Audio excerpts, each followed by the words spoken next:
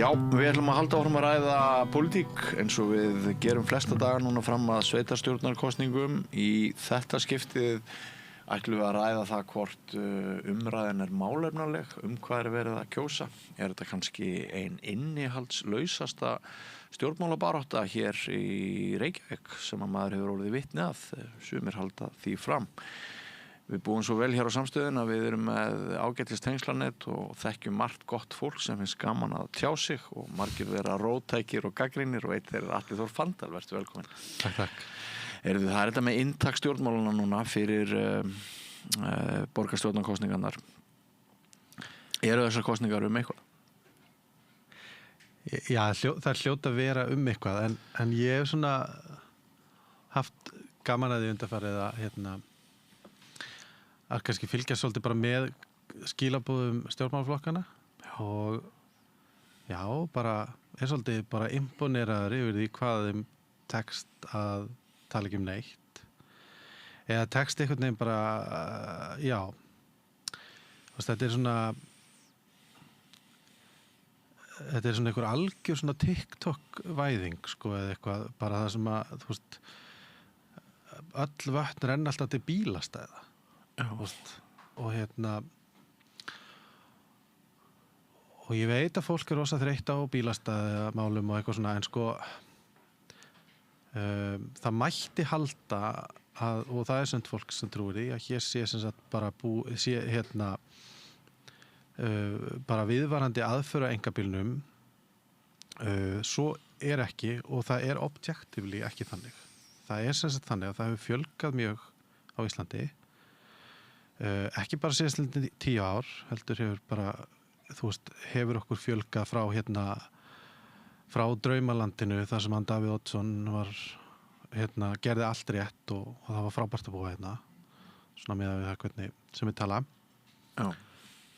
og þetta einhvern veginn sko kosningarnar einhvern veginn bara þær eru bara orðnar einhvern veginn svona eitthvað bara svona tuð það ekki, það engin eða þannig upplifir maður svona svolítið skilaboðin frá flokkunum sko, þeir eru einhvern veginn að bregðast við, það er svona nánast eins og í sumtilingum líður mann svona eins og frambjóðendur hafi bara enga sjálfsverðingu og það er mjög erfitt að bera virðingu fyrir fólki sem ber ekki virðingu fyrir sjálfsverð sko. Já, ég tek svolítið undir þetta. Mér finnst málefnafæðin æpandi, TikTok-væðingin sem þú nefnir, mér finnst það mjög áhugavert að þú spyrð fólk hvað það helsta sem hefur gerst í kosningabaráttunni, þá mun það sennilega svara þegar Ari Edwald, oddviti Miðflokksins, leitaði að bílastæðum í göngugötu, þar sem hann mátti ekki aka og gagnrýndi að hann fyndi engin bílastæði og 200.000 Íslendingar sem basically öll fullorðna þjóðin. Hún fylgdist með því. Ég hugsa bara könnun ef við myndum fara niður á Laugaveg eða nákvæmt kaffihús og við myndum bara spyrja fólk hvað hefur risið hæst í kosningabaráttunni og sé þetta myndband Ara Edwald.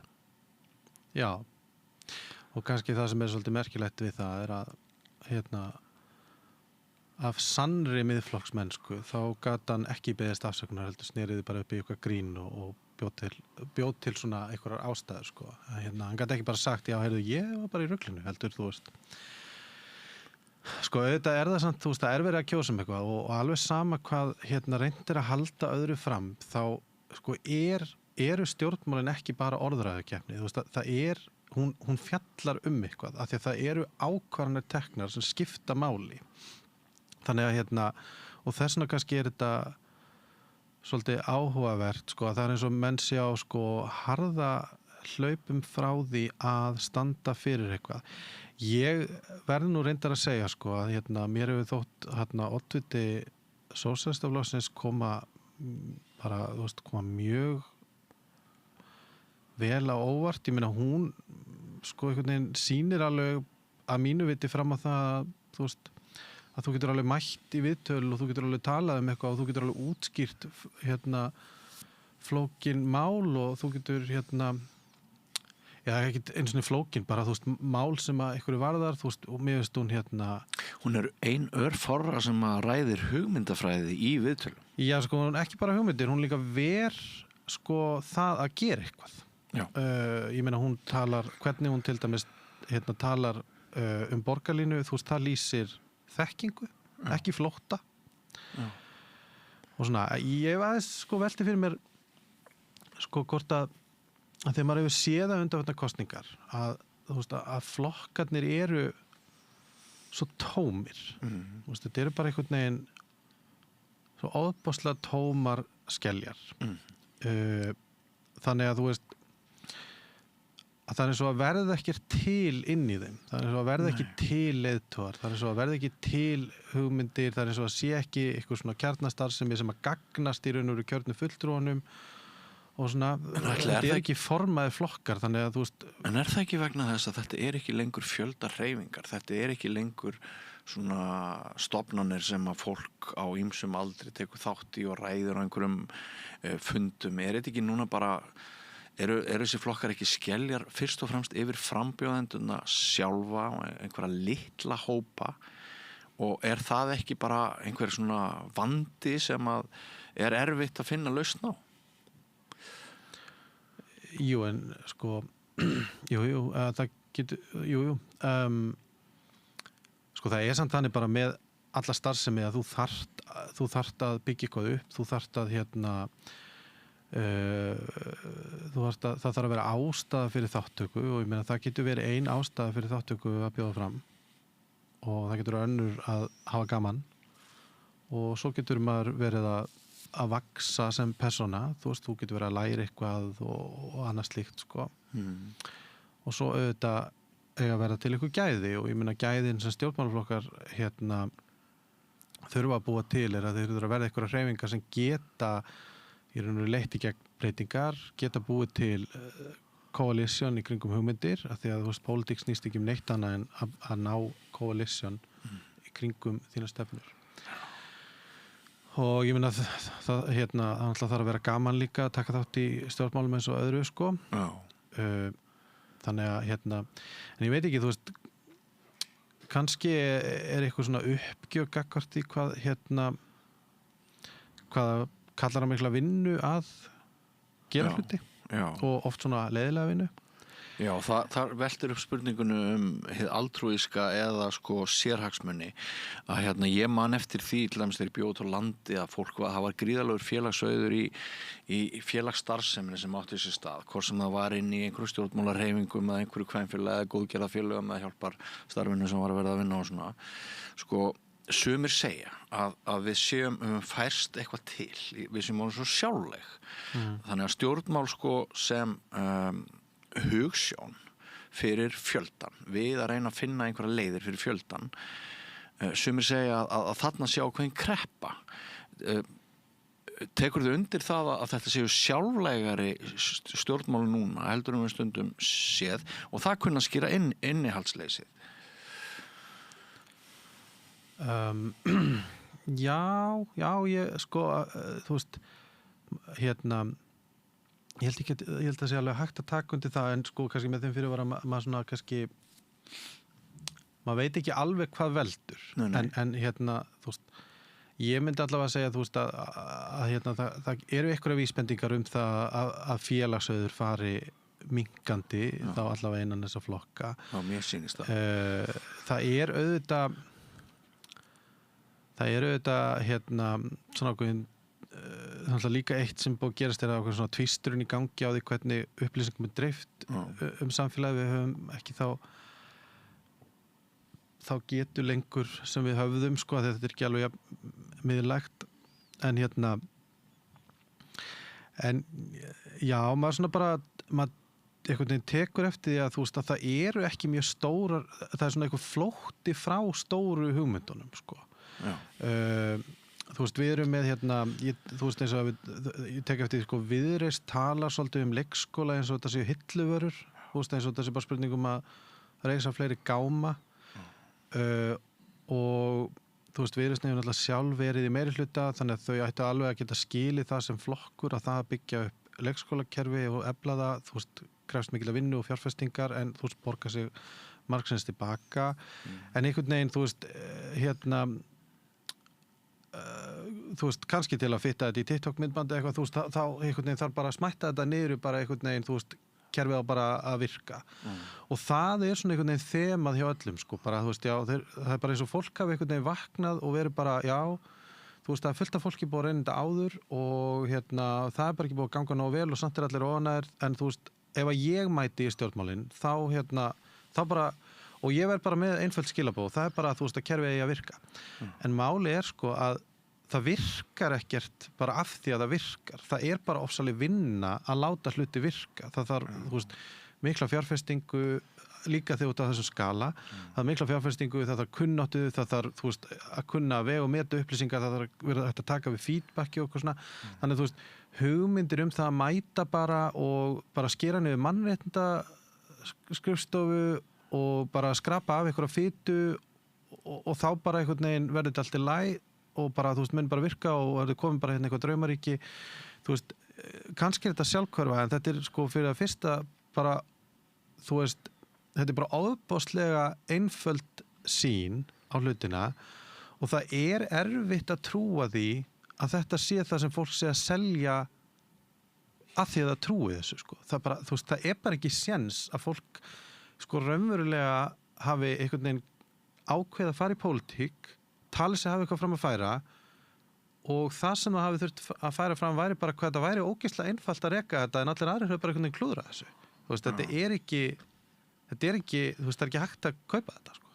Nei. Þú veist, þannig að maður bara einhvern veginn, maður upplifir og þetta ekki, sko, ég ekki að reyna einhvern veginn að setja neitt niður eitthvað en maður bara, þú veist, og ég átti mig samt alveg á því að þetta muni auðvitað, þú veist, virka þannig og það má taka því þannig, en þú veist, þetta bara ekki believable, skilur að einhvern veginn, fólk bara mæti bara, já, þú veist, ég bara verið í fótboltanum og þar bara einhvern veginn peppu hvort annan og ég vil bara færa það inn í pólitíkina eða þú veist, eða bara einhvern veginn, já, bara, þú veist, við þurfum að gera eitthvað svona smávægilega breytingar hér, þú veist, það borgin hefur vaxið verulega, það gríðarleg húsnæðiskreppa hérna, vegna þess að þessi tilraun að halda öllum á sama markaði, hafa bara einn húsnæðismarkað, nánast, það sem að bara, þú veist, lægstu tekjuhóparnir keppa bara við hæsta tekjuhópin hún gengur ekki upp þú veist, þú ertu með Þú ert að tala skortin sem til dæmis á leiguhúsnæði ég meni bara skort á húsnæði þú veist, svo erum við með svo erum við með sko fastegnamarkað í frosti en verðið lækkar samt mjög hægt það vegna þess að það einhver konar markaðsbrestur og svo einhvern veginn mætir fólk bara og þú veist og bara einhvern veginn ætlar að bjóða sig fram á því loforði að þetta muni bara virka en hvernig á þetta virka hvað þarf að gera, hvers vegna þú veist, það einhvern veginn, það vantar allar viðurkenning á því að sko málefnið eða þú veist að áskorunin sé raunveruleg, þetta sé ekki bara einhverju vittlýsingar sem hafa verið þarna og þess vegna hafa þetta bara ekki gengið upp þetta ótrúlega svona einfeldningsleg sýn sem að verður svolítið svona bara banal sko. Ég held við þurfum líka að ræða það alveg í fullri alvöru að það áhugavert hve margir oddvitar frambúðana í Reykjavík koma einhvern veginn af sömu slóðum og þú sérð ekkert mikinn mun á því gildir einu hvort leiði flokk sem heitir Samfylkingin eða Sjálfstæðisflokkurinn eða Viðreisn eða hvað þetta bara svona mjög margir sem upplifa þetta sem svipaðan graut í svipaðri skál mér finnst ég alltaf verið að hitta fólk sem að segist verið í svo mikilli kreppu það langi ekki til að kjósa það sko trúi ekki á einhvern veginn neitt afl sem að bjóða fram einmitt út af þessu inntaksleysi og kannski sko verður ein afleiðingin af þessu ef þetta vandamál að við erum að fá fólk svo mikið úr sömu áttinni kannski verður ein afleiðingin svo að þetta bara fegurðarsamkeppni, þetta bara umræða persónur en ekki málefni og þá fer þetta snúast bara mjög mikið útlit frambjóðandana og hvort þeir hafi kjörþokka og hvort þeir kunna að tala í löngu máli á þess að segja nokkuð sem ég finnst mjög ráðandi á þessum hlaðvörpum og í þessum þáttum sem ég hef fylgst með að kúnstin að segja ekki neitt sem gæti stygt einhvern og og útilokað einhver atkvæði, hún stundu núna sem aldrei fyrr en að mínum mati. En fyrir vikið þá verður allt óbóðslega loðmullulegt og lágkúrulegt. Já, sko ég ætla að setja miðflokkin algjörlega til hliðar, vegna þess að miðflokkurinn er stjórnmálaflokkur sem að stendur ekki fyrir neitt annað en að sko að láta fólk einhvern veginn vantreysta nágranna sínum sko. Og ég bara þú veist, í mínum huga þetta bara þetta bara verulega hættuleg hreyfing sem að hefur ekkert nema gremju, ekki neitt. Það er bara listin á óvinum lengist bara á hverjum einasta degi og þú veist, það þú veist, þannig að tökum hann aðeins út fyrir því að það nú kannski ekki hægt að segja að það að etja saman nágrönnum sé endilega innihalslaust, það er þetta stórhættulegt. En má ég skjóta inn í aðeins áður en þú heldur áfram. Heldur þá að sko vægið sem miðflokkurinn hefur til dæmis núna í borgarstjórnarkosningum, sem töluvert meira vægi heldur en miðflokkurinn hefur áður haft, heldur að innkoman hafi skekkt mynd annara og málflutning annara að innkoma og vægi miðflokksins sem núna orðið töluvert í borginni, breytir það orðræðu annar og breytir það leiknum fyrir hina líka. Já, það gerir það, vegna þess að svona gremjuflokkar, þeir eyðileggja út frá sér sko. Þeir gera það sko.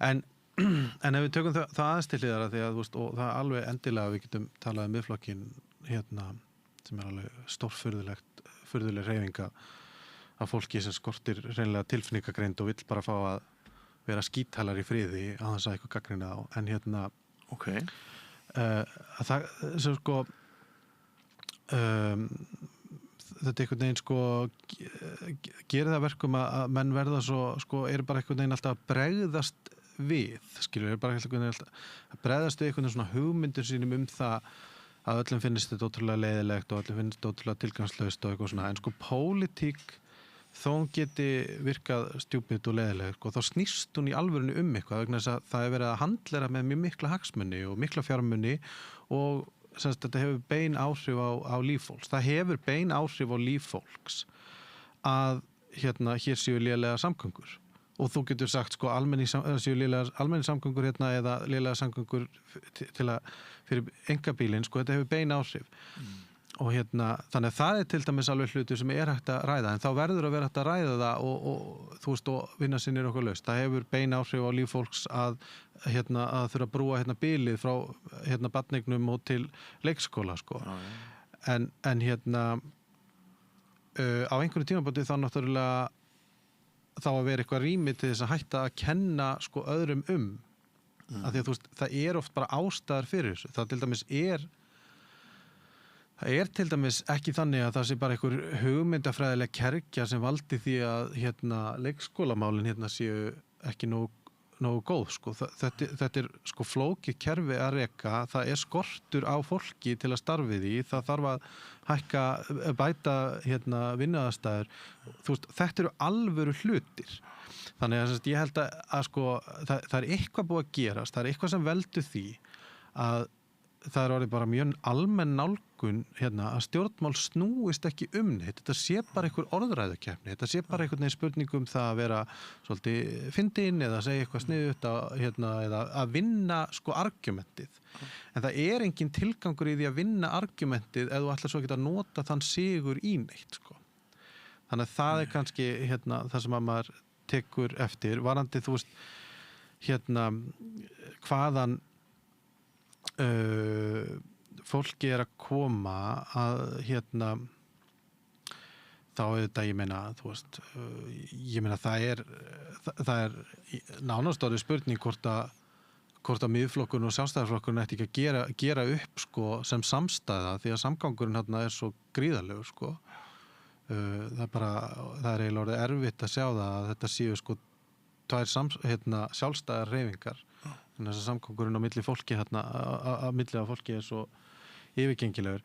En á sama tíma er náttúrulega líka svolítið erfitt að láta eins og það sé eitthvað óeðlilegt að fólk skiptum flokka svo margt sem getur gerst en þetta er bara ekki normal sko. Þú ert með oddvita hjá Viðreisn sem sko aðstofamaður fyrirvændi borgarstjóra sem í Framsókn oddvitin í Framsókn sem að virðist einhvern veginn vera þarna þegar engin annar var til staðar í flokknum bara, þú veist, það gerðist ekkert hann fekk svona sitt uppeldi fyrst í Sjálfstæðisflokknum, svo ertu komið með oddvita hjá Samfylkingunni sem hefur tengsli Sjálfstæðisflokkin þú ert með oddvita hjá Miðflokknum sem hefur tengsli Sjálfstæðisflokkin sko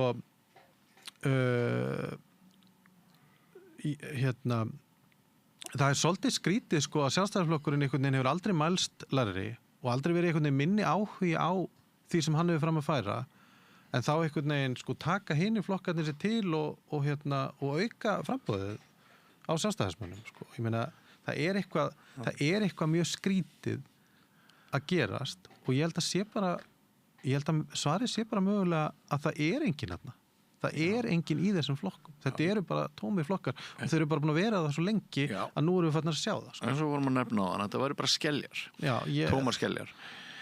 Það er líka forréttindabragur á frambjóðandum. Það auðvitað augljóslega skortir meiri vít, meiri breidd svona miðað við það bara þegar ég horfi mína áratugi aftur, mér finnst það hafa verið meiri fjölbreytileiki í efstu 5-10 sætum svona að jafnaði þannig að sko það er líka annað en svo hef ég líka verið að velta fyrir mér allir með kerfin okkar eins og þú ert svolítið að tala um leikskólana sko það er líka eitthvað í manni sjálfum sem hefur breyst og sem sagt þessi útvistun til stofnana sko, elsti drengurinn minn hann var 6 mánaða gamall þegar hann fór á leikskóla og svo var hann bara á stofnunum næstu ára á tugina sko. Í dag þá bara ef ég væri að eignast barn í fyrsta skipti í 20 með sömu hugmyndir í hausnum eins og ég er með núna þá myndi ég reyna að halda barninu bara rosa mikið heima og ég held að það séu óbúslega mörg okkar sem að höfum einhvern veginn sko þessi kerfi sem voru svona universal og mikil sáttum þau eru líka svolítið að gliðna í sundur og hvort það er sko aukin eiginhagsmunahyggja hvort við erum mörg að færast til hægri eins og sumir segja ég er samt ekki endilega viss um að þetta sé neitt hægri þetta er bara svona meiri við viljum huga meira hverjum og einum einstaklingi í staðis að setja hann í saltkjötstunnuna og svo bara kemur einhver hrærir í sko. Og er það ekki kannski líka svolítið eitthvað sem maður þarf að velta fyrir sér? Við náttúrulega erum að farast til hægri að því að það er meiri óvissa. Sko besta leiðin til að búa til hægri menn er að skapa óvissu um framtíðina. Það er bara það sem virkar best. Og það er bara búið að bara endalausar rannsóknir sem sýna það bara. Þú veist að það er ekki þannig að við verðum íhaldsamari með aldrinum bara bara sjálfdáðan. Það er að besta leiðin til þess að ýta undir svona íhaldssemi og eiginhagsmunasemi er að skapa ótta og óstöðuleika yfir framtíðinni. Og notabenni, ef við förum aftur á Miðflokkinn, þá er það nákvæmlega það sem þeir gera. Það eru útlendingar og hinsegin fólk sem er einhvern veginn að eyðileggja fyrir því að lífið er góða líf. Þú veist, ef ekki væri fyrir þetta fólk, þá væri þetta miklu betra og svo er þú veist, er ekki orðið að leggja bílnum sinni neins staðar og það er bara að vera að reyna að taka okkur kjötið og þú veist, ég vil bara fá að éta mína bjúgu og eitthvað svona, þú veist, þetta er hræðsla. Þannig að þú veist, auðvitað eru við búin að þetta breytust við vegna þess að það er stanslist ítt undir það að við þurfum eiginlega bara að vera aðeins hræddari sko, bara vantrista nágrann okkur aðeins meira og kannski vinna aðeins harðar passa meira hvað við segjum og þetta er umhverfið sem býr til hægri menn, þetta er það sem gerir fólk meira hægri sinnað. Þetta er ekkert allir hægri sinnaðir út af því að þeir eru hræddir en þetta er bara vel þekkt. Heldur þessi engin krappa tengt í þessar stóru heildrænu lausnir sem fjöldin sem við vorum samþykkt í fyrir einhverjum áratugum að bara allir myndu einhvern veginn bara hendum öllum börnunum í þessa sundlu og sjáum hvernig það er eður af heldur að sé engin Jú, ég held að það spili inn vegna þess að það býr til óvissu framtíðina. Og heldur það sé tengt málflutningi til dæmis miðflokksmanna? Nei, ég meina Frekar en einhverjum málflutningur miðflokksmanna, sko málflutningur miðflokksmanna eru þetta líka vegna þess að það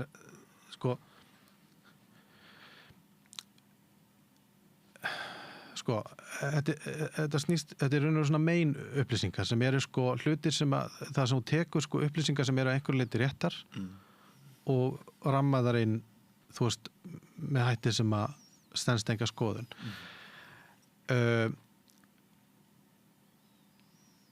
Það er náttúrulega best að sé húsnæðiskrísa til þess að þú getur fundið blórabökul fyrir húsnæðiskrísunni. Þú veist, það er ekki þannig að og það er auðvitað langt best að að fólk hafi upplifað það að vera í vandræðum með að finna stæði til að þú getur kennt einhverjum það að það sé engin stæði.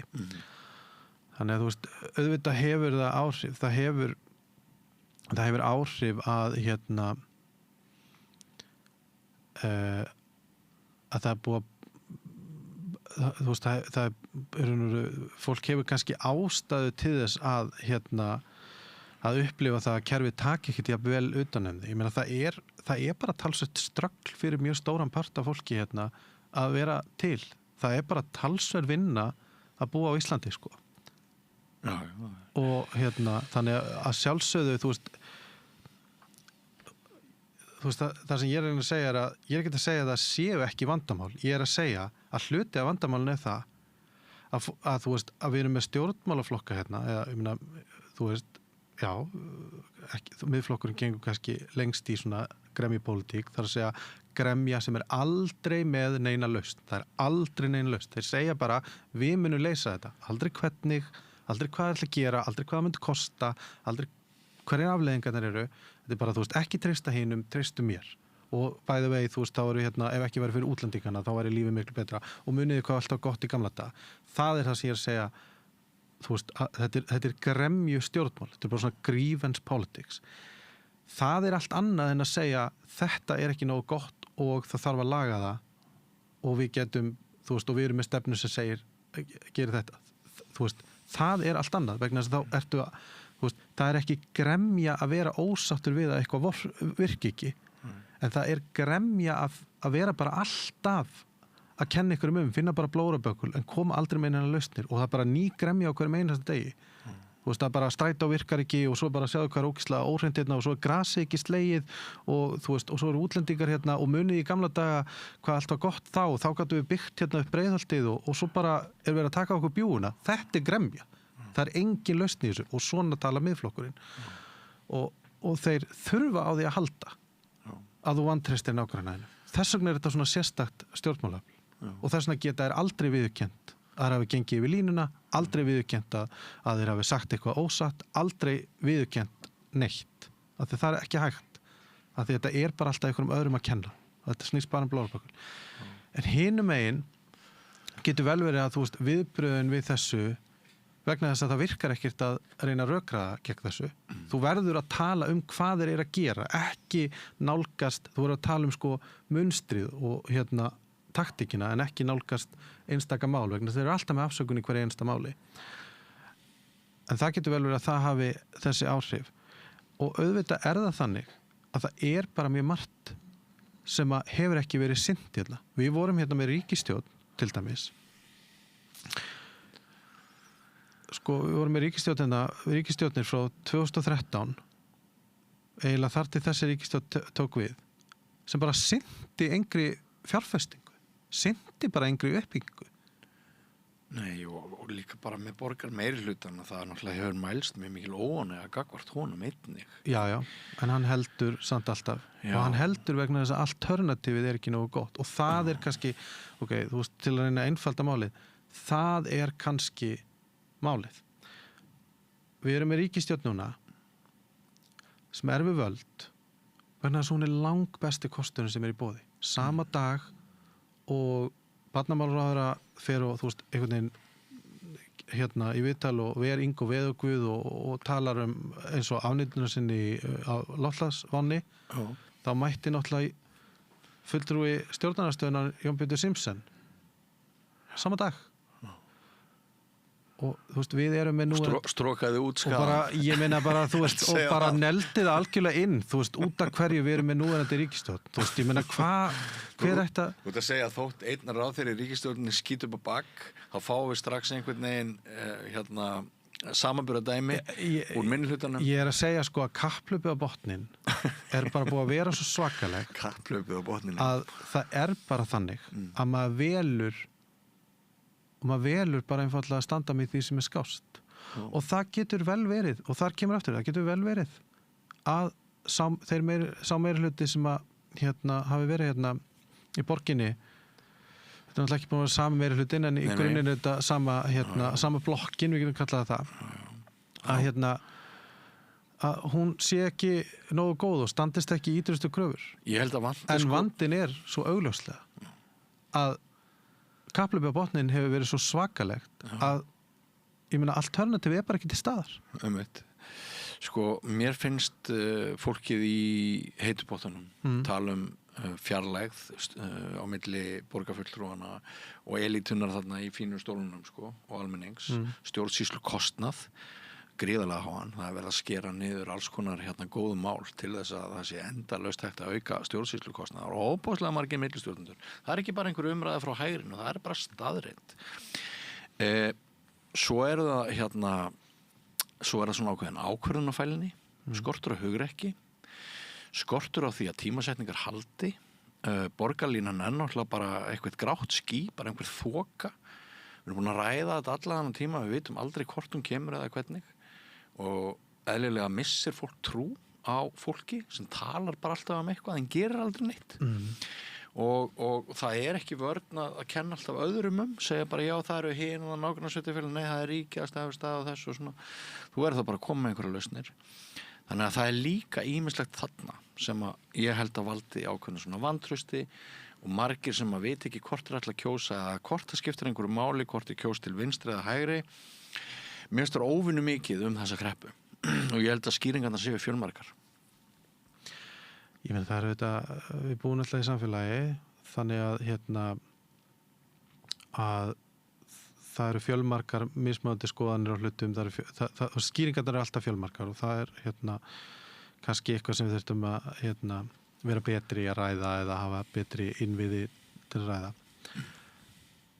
En sko borgarlína eru þetta gott dæmi, sko, framkvæmdir eru hafnar við borgarlínu. Þú veist, það myndi einhvern detta það í hug með við fréttaflutningin, með við umræðina, en þar eru hafnar. Jú. Þetta er auðvitað hápólitískt mál, þar sem menn leika sér að því að búa til þennan ótta og því miður þá er það bara þannig að við höfum ekki lengur innviði til þess að stýra hvaða bulli er dreift og tilgangur upplýsingaóreiðu er ekkert að sannfæra þau eitt eða annað, heldur að flæða bara kerfið að bulli, þannig að þú hefur ekki hugmynd hvað sé satt og rétt, þannig að allt geti mögulega bara verið eitthvað skoðun. Það spilar stóran partinn inn þar. Raunin eru þetta samt svo að allir sem að starfa í pólitík og hafa til þess nennu, og það er mjög mismunandi hvort að fólk hefur nennu til að sinna starfinu vel, sko að vera stjórnmálamaður er svona svolítið sérstakt starf vegna þess að sko það er bara erfitt ef þú vilt gera vel. Þetta getur verið alveg frábært jobb ef þú nennir ekkert að gera vel.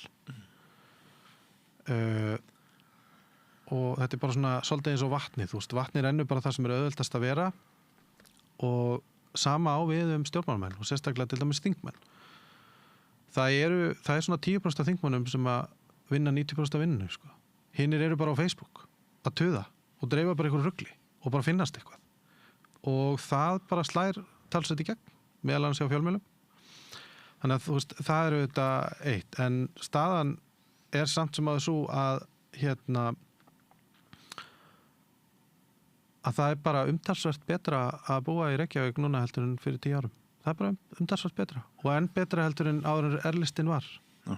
Það eru miklir hagsmunir að bak við það að reyna að búa aftur til óánægjuna og þeim alveg sama þó þú fílir, ég meina þú veist, ef við tökum aftur svona miðflokks kergju sem að ég held að verði nú að viðurkenna að sjálfstæðisflokkurinn oft hluti af, þeim alveg sama hvort þú fílar þá, þeir vilja bara að þú fílir ekki meirihlutann, af því að það virkar og þá geta þeir keyrt á hlutum eins og kominn tími til að breyta. En á hverju byggirðu þessi orð að 10% þingmanna vinni alla vinnuna? Ég náttúrulega starfaði með alveg þinginu, ég bara horfði upp á þetta. Starfaði í þinginu. Og hinn séu bara Facebook, eins og þú segir. Þú ert svolítið að segja að hinn séu populistar, sem séu fyrst og fremst að bara hugsa launaumslagið sitt og halda áfram völdum, en að sleppa sem best út úr því. Það eru, sko, til þess að halda starfinu, þá þarftu að halda hilli fólks.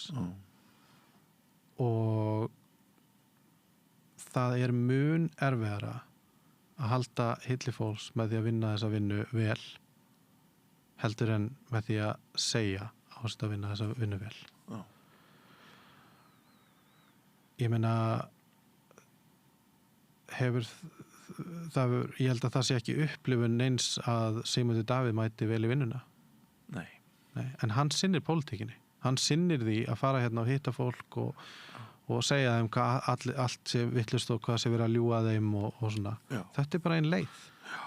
Hans teik á berlingska fréttina núna að ræja Ríkisútvarpið og snúa öllu þar á haus og Ríkisútvarpið orðið vondi kallinn, sko. Já, ég meina, þú veist, það náttúrulega bara eitthvað sem löngu búið að ákveða. Ég meina, það var svo taktík sem að stundaði sem forsætisráðherra, sko. Kannski margir búin að gleyma því, en þessi maður var forsætisráðherra einu sinni. Sem endaði nú ekki betur en það að hann þurfti að segja af sér og hann stóð fyrir því sem kallað leiðréttingin, sem eitthvað stærsta rán á auð frá yngri kynslóðum sem hafi verið framin á Íslandi og bara viðbjóðsleg aðgerð sem olli gríðarlegri misskiptingu á milli kynslóða.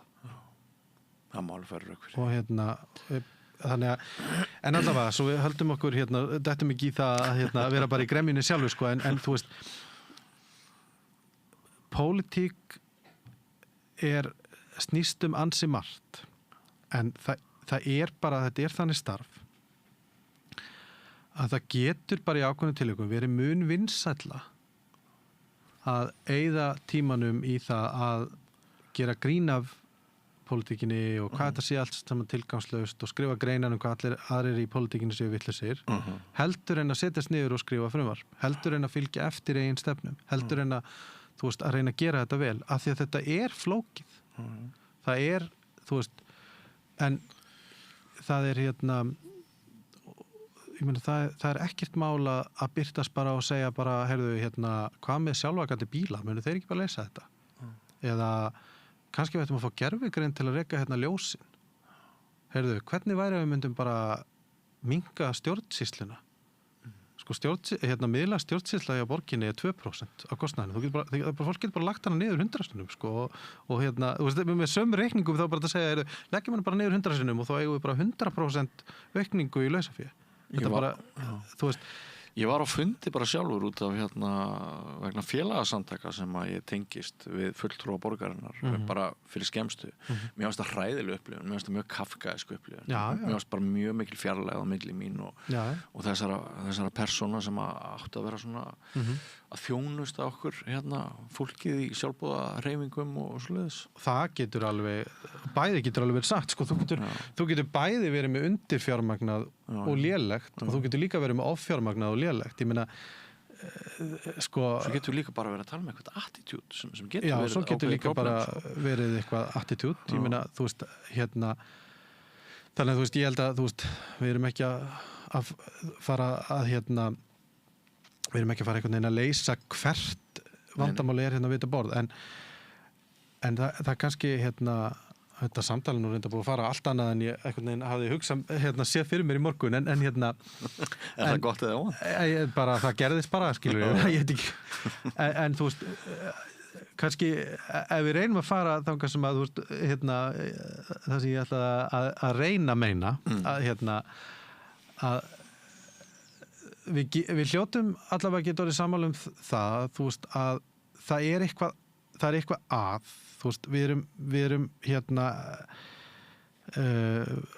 fullt af fólki er óanægt, við upplifum ítrekað að kerfið sem áttu að virka vel hérna, virki ekki vel og það er eins og ég segi, sem ég nefndi hérna, það er gríðarleg misskipting á milli kynslóða á Íslandi, alveg gríðarleg og þú veist, sem er ekki rætt nógu konsekvent sko.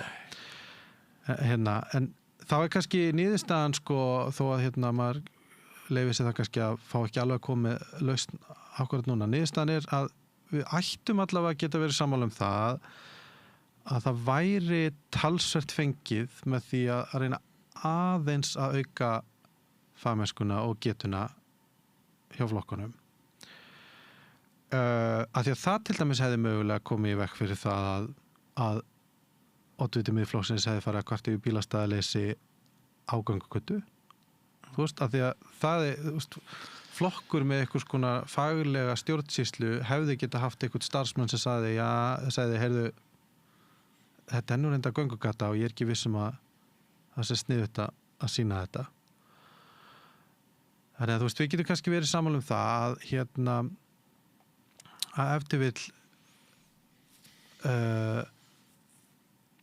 eftir vill sé vandamálið ekki bara það hérna, að það sé svo mikið að millistjórnendum að þeir eru nú yfirleitt og fólkið sem vinnur með þeim eru yfirleitt að reyna að láta kerfi virka þrátt fyrir fjarveru stjórnmálana sko. Og stjórnmálin á Íslandi eru soldið búin að gefast upp finnst mér á tilgangi sínum sem eru auðvitað að reka þetta samfélag og þess vegna ég held að það sé til dæmis ástæðan fyrir að við erum með núverandi ríkisstjórn sko, af því að það er hægt að segja ýmislegt núverandi ríkisstjórn en þau eru bara samt hliðin á alternatífinu, þau einu sem eru með plan, skilur það getur vel verið þetta plan sem bara getur rosalega gott en þau allavega, þú veist, eru með eitthvað plan og hérna, og það er frústrerandi að það virki ekki betur eða sé eitthvað óskýrt sko, en ég meina hinir eru bara þeir eru bara ekkert að mæta í vinnuna. Það er bara svo augljóst, sko. Ég meina, við erum að fara að kjósa núna það hvort að halda áfram aðildarviðræðum við Evrópusambandið, sko. Já. Og þú veist, þetta er bara eins basic spurning og hægt er. Já. Þetta er bara, þú veist, það er ekkert að miskilja. Nei, talandum lágkúru, sko. En sko, svo er umræðan er ótrúlega, náttúrulega. Já, ég meina, en það er að því að menn hafa hagsmuni af því. Sko. Já, ég átti með því. Það er bara, en ég meina, það er ekkert að miskilja. Bara, viltu halda áfram, og hvernig staðfæst maður þetta? Það voru umræður einu sinni, þú getur sagt að við ætlum að halda áfram á þeim forsendum. Þú veist, það gerðist. Það var samtal milli Íslands og Evrópusambandið. Já. Og, þú veist, og topparnir í Evrópusambandinu eru búin að segja að það sé formlega að landi hafa aldrei formlega eða aldrei, að þeirra halva aldrei verið sko tekið út úr flokknum aðildarríki. Það meiri segja er alveg acknowledgear á vefsíðunni þeirra. Þannig að þau gögn eru til. Það er búið að leggja fram 7 þingsályktunartillögur að slíta þessum viðræðum formlega. Það hefur ekki verið samþykktar. Þessar umræði er lokið, þú veist, þetta er spurningin, þetta er það sem verður kosið en eitthvað veldur því að menn sjá það sem miklu gagnlegra fyrir sig að gera þetta bara einhverju bulli og það er sami hvatinn og þingmenn og margir þingmenn finna. Já. Það er meira vitið fyrir mig og ég verð verðlaunaður meira fyrir það. Já. Að vera bara á Facebook að dreifa einhverju rugli heldur en að sita einn í einhverju skrifstofu að skrifa frumvarp eða reyna að átta mig á hvernig við getum leyst þessi mál. Við erum með ótrúlega gott dæmi. Maður sem heitir Brynjar Níelsson sem var húðlatur þingmaður en var endalaust í fjölmiðlum og virðist aldrei ná að vinna neinn prókjör innan flokksins en er alltaf ýtt upp og er núna í framboði en var svona tímabundi gerður að starfsmanni flokksins sko. Ég meina, furða mig á því eiginlega hvað svona fjölmiðlar gangi ekki harðar á Brynjar að spyrja bara hvað hann er með á hana flokk. Því að þú veist, flokksmennir hafnunum, kjósendur hafnunum, hann gerir ekki neitt en alltaf er hann að lyfta upp. Ég meina, hvað veldur? Já. Og ég að segja bara, þú veist, þetta eru bara mjög einfaldir hvatar. Þú veist, það bara, ég meina, ef þú græðir meira á því að fá like á Facebook heldur en að vinna vinnuna sem átt að vinna, þá er bara fullt af fólki sem gerir það. Af því að það er bara fullt af fólki sem hefur bara ekki integrity til þess að gera hitt. Já, þetta er mjög áhugaverðir punktar og Við erum búin að fara mjög víðan völl samt, sem var ekki planið. Já, þú veist aldrei hvernig samtöl þróast allir. En sko, við höfum svona mestuleiti rætt borgarstjórnarkosningarnar framöndan. Við erum sammála því, við erum sammála það að þær eru inntakslausar, það er ákveðin kreppa í umræðinni og svona margt svona vert í þeim efnum. Rétt í lokin langar mig kannski aðeins að enda inn á Alþingi og enda inn í ríkisstjórninni. Snúningur Daðamás, fjármálaráðherra, sem haft eftir í Berlínska að fákeppni í sjávarútvegi og fáræði, ólígarkismi, kunna vera vandamál og eitthvað svona og sem að margir telja augljóst og allir mætti jafnvel færa rauk fyrir því að allir viti það sem að vilji vita. Mörg dæmi það, sannanir og ég hoppaði til og talaði við eitthvað fólk og það kom að rauðaborðinu og það var ánægt með það að ráðherra skildi taka svona til orða. Hann væri svona óhræddur við að stinga á þessu kýli og það er til svona súrefnis umræða meðal okkar borgarann og ef maður nú getur talað eitthvað sem áður hefur haft kannski afleiðingar að tala menn eitthvað mæti. En svo bara kúvendir þessi sami maður í öðru viðtali og niðurstaðan svo það er engin spilling á Íslandi, hún er bara í Namibíu og við erum bara öll að klóra okkur í hausnum hvað gerðist, settist Guðmundur vinalausi í brimi, vinur Viðreisnar bara á hann, talaði Þorgerður Katrín við hann sem formar og sagði svona getum við ekki gert, þarna minkar hlutabréfaverðið fellur hjá íslensku sjávarútvegsfyrirtækjunum að tala svona vinur úr einhvern veginn laga skaðan, bara fá aðeins þinn snúning á þessu svona rétt í lokin. Ég veit náttúrulega ekki hvað gerðist sko, en þessu ummæli kom mér ekki neitt á óvart því að þetta eru sömu ummæli og ráðamenn hafa bara sagt ítrekkað. Bjarni Ben talaði svona. Við höfum við vorum með sjávarútvegsráðherra sem talaði svona. Þann sem hringdi í vin sinn og tjekkaði hvernig hann hefði það. Þetta er bara hluti af mjög ógeðfelldri framkomu íslenskra stjórnvalda við Namibíu. Vegna þess að sko fyrst fara mennirnir fara okkar bestu menn sem að þetta samfélag hefur gefið vel og gefur sem samsvarar einum Landspítala á ári með því að skattleggja ekki rentuna af kvótanum. Þeir fara þarna og bara einfaldlega ræna af þessu samfélagi og það hefur haft gríðarlegar afleiðingar í þessu samfélagi. Þannig að fyrst sendum við leyfum við fólkinu okkar að ræna af þessu samfélagi og stela þeim og svo kennum við þeim í Namibíu það að það hafi verið stólið af þeim. Og það getur vel verið að hér sé harður lobbyismi í gangi eða hann hafi verið skammaður eða tuktaður til en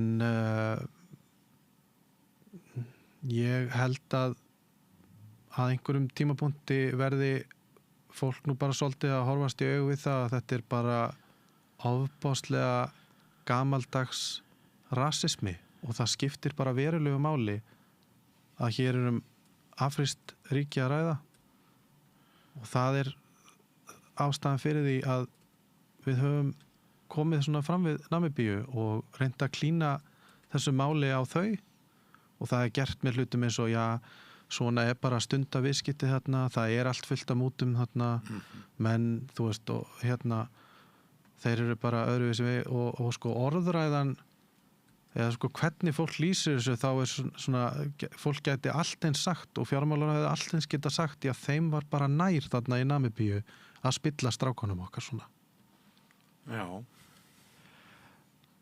Og ég veit ekki, ég meina þarf þetta að greina þetta endalaust og og velta fyrir sig hvað gerðist sko, en það bara starir framan í okkur sko.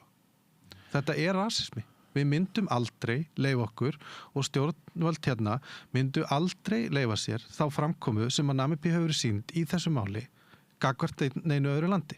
Það myndi aldrei gerast að einhver ráðherra á Íslandi myndi segja, já þeir eru bara svona í Noregi, þú veist, svona haga er bara svona.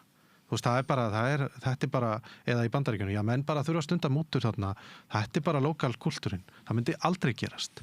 Það myndi aldrei gerast ef að norsk sendinefnd eða bandarísk hefði komið eftir að Íslendingar hefði flutt út spillingu að ráðherra sem var þá Jón Gunnarsson myndi bara segja, já, þú veist, ég hef bara enga tíma til að hitta ykkur, en hér er rítarinn minn, Brynjar Níelsson, vil ég ekki bara hanga með honum. Þetta myndi aldrei gerast. Þetta snýst það og það er hvatinn af þessu og það er það sem Daði er að detta inn og mér er að spila inn í og mér er alveg sama hvort að hann upplifir sig sem frjálslyndari ekki. Staðreyndin er svo að hann myndi aldrei segja þetta ríki sem ekki teltist eða hann teldi ekki vera þriðjaheimsríki.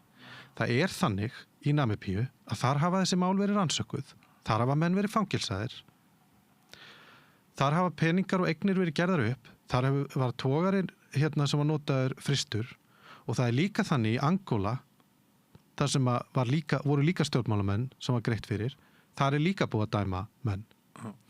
Og meira segja þegar það er rætt, þá dettur fólki í huga að segja bara já, ég menn það er náttúrulega bara ekki sama réttaröryggi þar sko, þú veist það er bara damned if you do and damned if you don't og þegar við ræðum þetta þá verður einfallega að vera opið fyrir það skiptir máli að fólki sem er að sækjast eftir réttlæti er bara annars flokks í huga mjög margra það bara skiptir máli að þetta land sé í Afríku en það skiptir engu máli þó að þetta land tellist ekki lengur þriðheimsríki, tellist vera með eitthvað besta fjölmiðlafrelsi á svæðinu og reki mjög öfluga stofnanir sem hafa unnið mjög rætt. Það skiptir engu máli og hvers vegna skiptir það engu máli? Hvers vegna þarf fjármálaráðherra ekkert að setja sig inn í málið áður en að kemst það í niðurstöðu að spillingin hafi verið þar eða ekki? Það er vegna þess að hann, eins og svo margir aðrir trúa því í alvörunni að Íslendingar séu slíku yfirburða kynni að ef það sé eitthvað spilling þá sé það kannski mögulega eitthvað skona erlend áhrif, eitthvað skona smit erlendis frá. En við gerum ekki neitt til þess að vinna gegn spillingu á Íslandi. Við gerum ekki neitt. Við rekum enga stofnun sem sér það. Við fjármögnum ekki neitt. Það eru enga rannsóknir hvers eðlis þetta er. Þannig að eftir stendur að hugmyndin það að Íslendingar séu eða Íslands samfélag séu einhvers konar yfirburðar í baráttunni gegn spillingu getur ekki byggt á neinu öðru en að það sé bara í okkar DNA að spillast ekki nema ef mögulega ske kynni að við komumst í einhvers konar samskipti við einhverja erlenda aðila. No. Það er ekki Namibía sem olli þessu máli. Við fluttum út spillingu með því að takast ekki á við hana hér heima. Með því að búa til menn sem að enginn þorir að segja nei við, sem að hirða rentu langt umfram framlag sitt og eru löngu hættir að nenna að kaupa einhverjar luxusíbúðir eða fara á okkur fínal koktelbari, eru bara fannir að kaupa stjórnmálamenn og kaupa allt saman. Og það eru auðvitað það sem að þeir flytja út. Eiga fjölmiðlana. Þannig að og ég bara verð að segja að eitt af því erfiðasta þegar maður lítur tilbaka í þessu máli og hafa haft afskipti að því og hafa verið í samskipti við fólk í Namibíu er bara svo rótgróna fyrirlitning sem að Namibíu hefur verið sýnd í þessu máli sem að yrði ekki sýnd neinum öðrum. Maður missir svefn yfir því, maður skammast sín og er á sama tíma algjörlega valdalaus gagnvart því að gera eitthvað vegna þess að fólki sem getur brugðist við er svo upptekið að því að horfast ekki í augu við sjálfan sig. Það er ekkit hægt að tala um þetta, það er ekkit hægt að skilja þetta nema fólk bara viðurkenni það að það hefur bara gríðarlega mikið að segja að hér svart Afríkuríki með svörtu fólki. Það rasismi sem veldur því að það svona auðvelt að komast að þessari niðurstöðu að þetta hljóti bara að vera Namibíu að kenna en ekki okkur. Og það tvöfalt siðferði. Þannig að það getur vel verið að Daði hafi verið skammaður og ég alveg viss að hann kannast ekki við þessa lýsingu á sjálfum sér af því hann lítur ekki svo á að hann sé hluti af þessu vandamáli. En það þarf ekki annað en að sjá hvernig hefur verið komið fram við Namibíu í þessu máli til að átta sig á því að hér ekki einhverjir eðlilegi hvatar, hér ekki einhver ást á því að leysa málið. Það bara mikilvægt fyrir sjálfsmynd sjálfsmynd þessa fólks og þeirra sem stjórna hérna að geta kennt Namibíu þetta mál. Vegna þess að þetta of stórt fyrir okkur. Það bara við ráðum ekki við það að horfast í augu við það að risavaxið alþjóðlegt spillingamál sem peningaþvottur, múturgreiðslur, stuldur og niðurbrot á samfélagsinnviðum hérna. Við ráðum ekki við það að það sé bara mögulega hrein og klár útflutningsvara Íslands vegna þess að í áratugi nennti enginn að sinna því að horfast í augu við að það var hægt að gera eitthvað í þessu. Það bara miklu þægilegra að gera það bara einhverju tilfinningalegu uppnámi þeirra sem benda á þetta. Að þeir séu bara svo erfiðir og kannski bara svo drikkveldir eða svo fullir af einhverju samsæriskenningum. Namibía gerðist og það sem að gerðist líka það að það hafa ekki verið afleiðingar hér á landi á meðan þær hafa orðið annars staðar. Og ég nefni Angóla sem svolítið flókið land að fá fréttir út úr að skilja algjörlega þekkt og að viðurkenna allir, meira segja fólk í Angólu að það sé ekki svona öflugt lýðræðisríki.